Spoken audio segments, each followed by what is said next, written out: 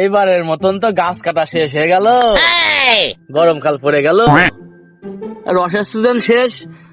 বাড়ি ওই কেড়ে গুলো বাড়ি নিয়ে যাই, না ছেলে পিলে যে অবস্থা, আমার কেড়ে গুলো সব নিয়ে চলে যাবে না, যাই কেড়ে গুলো বাড়ি নিয়ে যাই।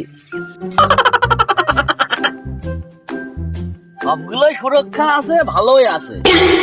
সামনের বছর এটাতে কাজ চালাতে হবে, দাম ভারের ওরে বাবা।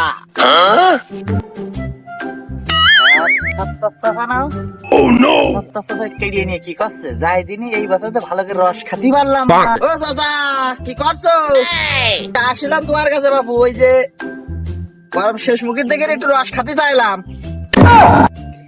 এই খেজুর গাছ কেউ গরমে কাটে তুই জানিস না? হ্যাঁ, আমি এই ভার এখন বাড়ি নিয়ে যাবো, বুঝেছিস? কেন চাচা তুমি গাছ কাটবা না? ভোর বছর তুমি এলো শীতকালে গাছ কাটলে, আর এখন তুমি গাছ কাটবা না কেন বাবু?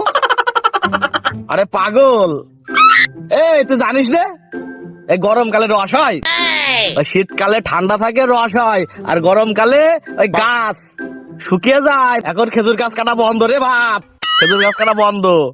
তুই মাথা টাথা গরম করাস না দিনই, এখন এই রোদের ভিতরে আমি বাড়ি নিয়ে যাবো চাচা। এই গরমকালে যদি গাছ শুকিয়ে যায়, শীতকালে যদি ঠান্ডায় রস হয়, তাহলে তুমি গরমকালে গাছের গোড়ায় পানি দিয়ে নেবা।